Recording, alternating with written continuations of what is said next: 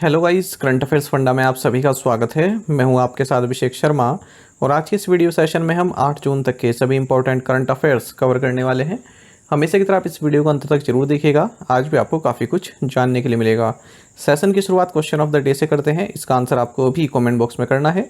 पूछ रहे हैं कि जाति जनगणना आयोजित करने वाला पहला राज्य कौन सा है। Which is the first state to organise a caste census. Option है हमारे पास बिहार, हरियाणा, झारखंड या फिर उत्तर प्रदेश। तो जल्दी से आप आंसर कर दीजिए, फिर हम आगे बढ़ते हैं। और इस तरह क्वेश्चन यदि आप प्रैक्टिस करना चाहते हैं तो हमें टेलीग्राम पर जरूर ज्वाइन करें। करंट अफेयर्स फंडा नाम से हमारा टेलीग्राम चैनल है।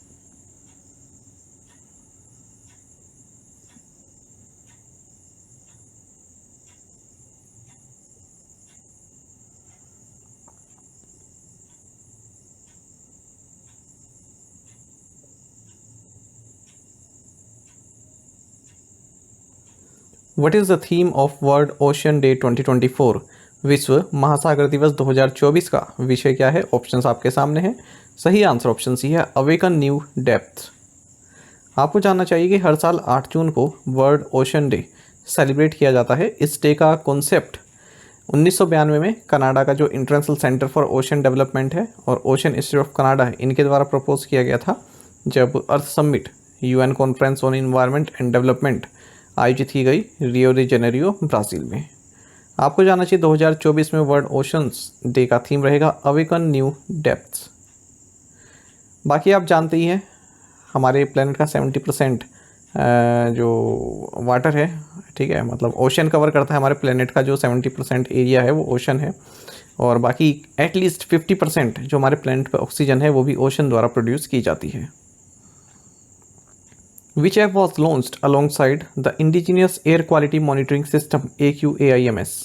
स्वदेशी वायु गुणवत्ता निगरानी प्रणाली के साथ कौन सा ऐप लॉन्च किया गया। सही आंसर ऑप्शन बी है, एयर प्रवाह app.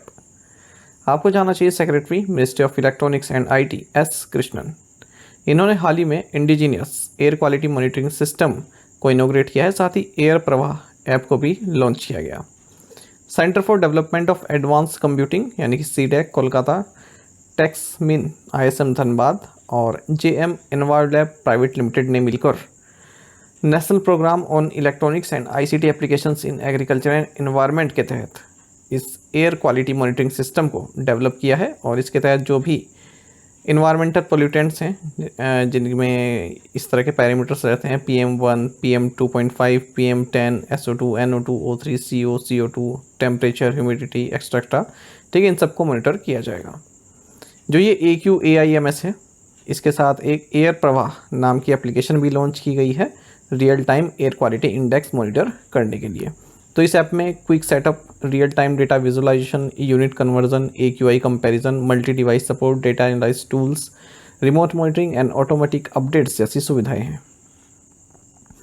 Where was the Indo Pacific economic framework for prosperity IPEF ministerial meeting held. Indo Pacific economic framework for prosperity मंत्री स्तरीय बैठक कहाँ आयोजित की गई। ऑप्शंस आपके सामने हैं। सही आंसर ऑप्शन डी रहेगा, सिंगापुर। आपको जानना चाहिए कि इंडियन डेलीगेशन जिसका नेतृत्व secretary department of commerce Sunil Bartwal ने किया, इन्होंने सिंगापुर में Indo Pacific economic framework for prosperity ministerial meeting में पार्टिसिपेट किया है। आपको बता दीजिए ये IPEF है, Indo Pacific economic framework for prosperity. इसको टोक्यो जापान में 23 मई 2022 में लॉन्च किया गया था। 14 कंट्रीज इसके मेंबर हैं, Australia, Brunei, Fiji, India, Indonesia, Japan, Republic of Korea, Malaysia, New Zealand, Philippines, Singapore, Thailand, Vietnam and USA।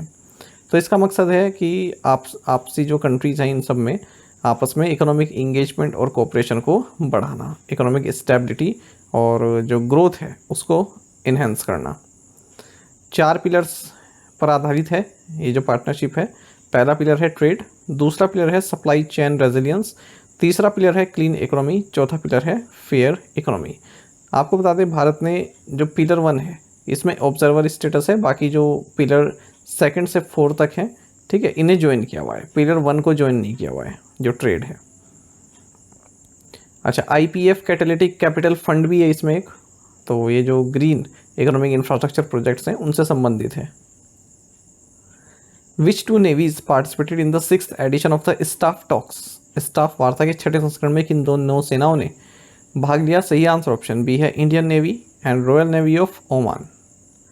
आपको जानना चाहिए कि 6th edition of staff talks between Indian Navy and Royal Navy of Oman ये नई दिल्ली में conduct किया गया। इसी तरह की और भी न्यूज़ देख लेते हैं। First meeting of joint task force on investment between India and Qatar ये न्यू दिल्ली में हुई है। 6th meeting of India Japan joint working group on counter terrorism ये न्यू दिल्ली में हुई है। 4th round of India Bangladesh consular dialogue ये New Delhi में हुआ है। 16th meeting of India United Kingdom joint working group on counter terrorism ये भी न्यू दिल्ली में हुआ। 2nd round of foreign office consultations India और एरिट्रिया के बीच में ये भी नई दिल्ली में आयोजित हुआ। How much monetary penalty was imposed on the Ron taluka primary teachers cooperative bank limited by the RBI द्वारा the Ron taluka primary teachers cooperative bank limited पर कितना मौद्रिक जुर्माना लगाया गया? सही आंसर ऑप्शन बी है 75,000 रुपये। आपको जानना चाहिए रिजर्व बैंक ऑफ इंडिया ने 75,000 रुपये की मॉनेटरी पेनल्टी लगाई है Ron taluka primary teachers cooperative bank limited Ron Karnataka पर for non compliance with the certain directions issued by RBI on frauds monitoring and reporting mechanism and policy and practice regarding nominal membership. साथ ही Reserve Bank of India ने 3 लाख रुपए की monetary penalty लगाई है दिबावला Nagarik Sahakari bank limited district Ahmedabad Gujarat पर। इन्होंने भी आरबीआई के जो डायरेक्शंस हैं loans and advances to directors relatives and firms concern in which they are interested इनका अनुपालन नहीं किया है। Which mobile app was launched by SEBI with the aim of simplifying complex financial concepts. जटिल वित्तीय अवधारणाओं को सरल बनाने के उद्देश्य से सेबी द्वारा कौन सा मोबाइल ऐप लॉन्च किया गया? ऑप्शंस आपके सामने। सही आंसर ऑप्शन डी है सारथी 2.0। आपको जानना चाहिए कि securities and exchange board of India ने सारथी 2.0 मोबाइल ऐप लॉन्च किया है सेबी भवन मुंबई में। ये जो अपडेटेड सारथी ऐप है ये एक यूज़र फ्रेंडली इंटरफेस प्रोवाइड कराता है और जो भी कॉम्प्लेक्स फाइनेंशियल कंसेप्ट्स हैं उनको सिंप्लीफाई करता है। तो इसमें फाइनेंशियल कैलकुलेटर दिया गया है और केवाईसी प्रोसीजर को एक्सप्लेन किया गया है, म्यूचुअल फंड्स एक्सप्लेन किया गया है, ईटीएफ्स क्या होते हैं और किस तरह से स्टॉक एक्सचेंजेस पर आप इस शेयर्स बाय कर सकते हैं, सेल कर सकते हैं, इन्वेस्टर ग्रीवेंसेस रिड्रेसल मैकेनिज्म के बारे में जान सकते हैं, ऑनलाइन डिस्प्यूट रेजोल्यूशन पर प्लेटफॉर्म की तरह भी ये कार्य करता है।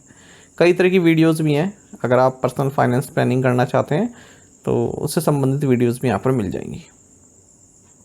Which state government will launched a 10,000 crore rupees project funded by the World Bank to tackle air pollution? कौन सी राज्य सरकार वायु प्रदूषण से निपटने के लिए विश्व बैंक द्वारा वित्त पोषित 10,000 करोड़ रुपए की परियोजना शुरू करेगी? सही आंसर ऑप्शन बी हरियाणा है। आपको जानना चाहिए हरियाणा स्टेट गवर्नमेंट जल्द ही 10,000 करोड़ रुपए का एक प्रोजेक्ट लॉन्च करेगी जिसे वर्ल्ड बैंक फंड करेगा एयर पोल्यूशन को टैकल करने के लिए। इसका नाम है Haryana clean air project for sustainable development. ठीक है, फिलहाल ये नेशनल कैपिटल रीजन एनसीआर में जो डिस्ट्रिक्ट हरियाणा के उनसे शुरू होगा। The project aims to promote the use of cleaner vehicles by electrifying public transportation fleets for both intracity and intercity travels. तो जो भी पब्लिक ट्रांसपोर्ट की बसेज हैं, ठीक है, उनको जो है ई बसेस में कन्वर्ट किया जाएगा और लोगों को भी इनक्रेज किया जाएगा कि आप प्राइवेट यूज़ के लिए इलेक्ट्रिक व्हीकल्स को यूज़ करें, खास करके 3 व्हीलर्स या 4 wheelers taxis. Which country's parliament recently approved the recognition of an independent Palestinian state? हाल ही में किस देश की संसद ने एक स्वतंत्र फिलिस्तीनी राष्ट्र की मान्यता को मंजूरी दे दी? सही आंसर ऑप्शन डी स्लोवेनिया है।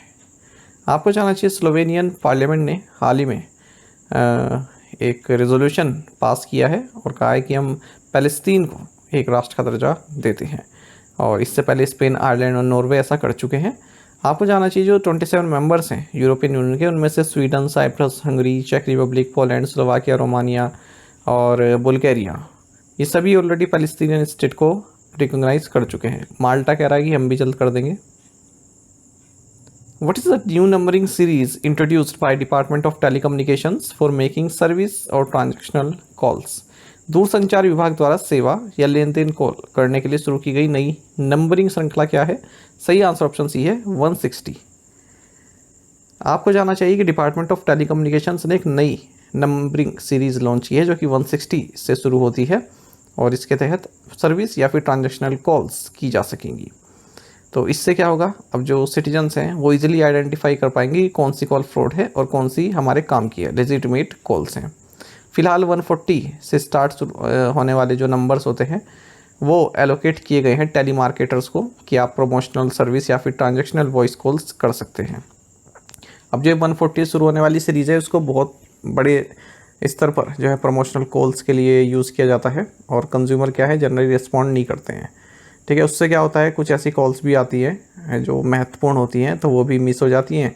तो फिर क्या करना पड़ता है, जो वो इंपॉर्टेंट कॉल्स हैं सर्विस कॉल्स या फिर ट्रांजेक्शनल कॉल्स, वो फिर आपका जो 10 डिजिट का नंबर है उस पर ही करनी पड़ती हैं।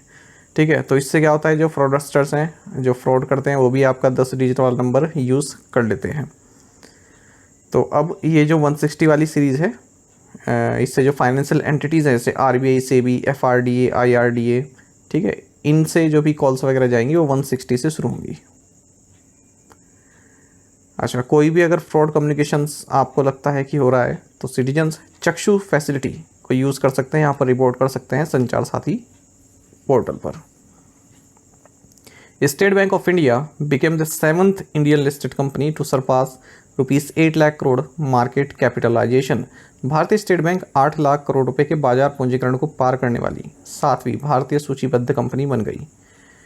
देखिए, state Bank of India 7th Indian listed company बन गई जिसने 8 लाख करोड़ रुपए की मार्केट कैपिटलाइजेशन को सरपास किया है। इससे पहले Reliance industries, Tata consultancy services, HDFC bank, भारतीय एयरटेल, इन्फोसिस, ICICI बैंक इस माइलस्टोन को अचीव कर चुके हैं। SBI अब 3rd लार्जेस्ट बैंक है मार्केट कैपिटलाइजेशन के तौर पर भारत में अगर हम बात करें, और ICICI बैंक 2nd लार्जेस्ट है, HDFC बैंक लार्जेस्ट है। टू द पॉइंट क्वेश्चंस देखते हैं।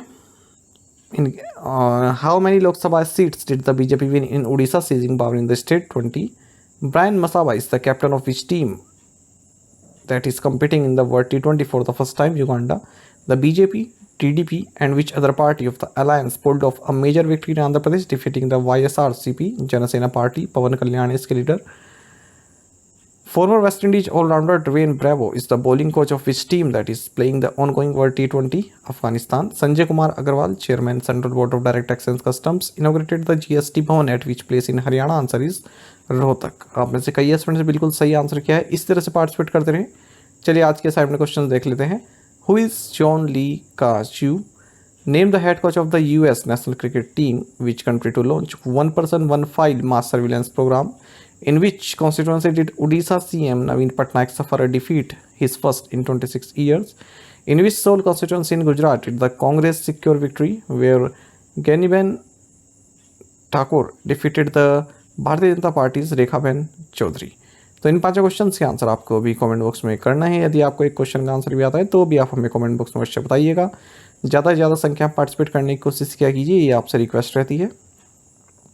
यदि आप हमारी daily current affairs PDF, weekly PDF, monthly PDF और हर महीने के banking and economic awareness PDF चाहते हैं तो करंट अफेयर्स फंडा का 1 ईयर मेंबरशिप प्लान आप ज्वाइन कर सकते हैं, जिसका लिंक आपको वीडियो के डिस्क्रिप्शन में या फिर फर्स्ट कमेंट में मिल जाएगा। आपको बता दें, इस 1 ईयर मेंबरशिप प्लान के तहत जितना भी हमारा PDF कंटेंट है वो हम आपको 1 साल तक के लिए प्रोवाइड कराते हैं, जिसे आप डाउनलोड कर सकते हैं, प्रिंट आउट भी निकलवा सकते हैं। इसके लिए चाहे तो आप करंट अफेयर्स फंडा ऐप को यूज़ कर सकते हैं या फिर अपने लैपटॉप या सिस्टम की मदद से वेब लॉगिन भी कर सकते हैं। कोई भी आपका एग्जाम हो, बैंकिंग, SSC, रेलवे या फिर स्टेट PCS, जहाँ पर भी जनरल अवेयरनेस या करंट अफेयर्स पूछे जाते हैं, सभी एग्जाम्स के लिए हमारा PDF कंटेंट काफ़ी यूज़फुल है। और अब तो आपको हमारी करंट अफेयर्स फंड ऐप पर फ्री क्विज भी हम अवेलेबल करा रहे हैं, इन्हें आप अटैम्प्ट कर सकते हैं। और यदि आप हमारा 1 ईयर मेंबरशिप प्लान लेते हैं, इसमें आपको कैटेगरी वाइज क्विज प्रोवाइड कराते हैं। तो एक बार अगर आपने हमारे करंट अफेयर्स पढ़ लिए, उसके बाद इन क्विज को अटैम्प्ट किया, तो यकीन मानिए आपका करंट अफेयर्स सेक्शन काफ़ी स्ट्रॉन्ग हो जाएगा और आप काफ़ी अच्छा स्कोर कर पाएंगे अपने जनरल अवेयरनेस सेक्शन में। फिलहाल समर सेल एक्टिव है, 10% ऑफ आपको हमारे स्कोर्स पर मिल जाएगा। करना क्या है, वीडियो के डिस्क्रिप्शन में या फिर फर्स्ट कमेंट में आपको लिंक मिलेगा, उस पर क्लिक करना है, हमारी ऐप को इंस्टॉल करना है, वहाँ पर आपको जनरल अवेयरनेस कोर्स मिल जाएगा। ठीक है, उसको आप बाय कर सकते हैं, 10% ऑफ आपको मिलेगा। बाकी गूगल प्ले स्टोर पर आप हमारी करंट अफेयर्स फंडा ऐप के रिव्यू पढ़ सकते हैं। जिन भी एस्पिरेंट्स ने हमारा कोर्स लिया हुआ है या जिनका सिलेक्शन हो गया है, उनके कमेंट्स आप पढ़ सकते हैं। इससे आपको एक आइडिया मिल जाएगा किस तरह कंटेंट हम आपको प्रोवाइड कराते हैं। साथ ही आप करंट अफेयर्स फंडा को टेलीग्राम पर भी ज्वाइन कर सकते हैं। यहाँ पर रेगुलर वीडियो अपडेट्स और करंट क्विज़ हम आप सभी के लिए डालते रहते हैं। साथ ही डिस्कशन ग्रुप में आप किसी भी क्वेश्चन का सोल्यूशन पा सकते हैं।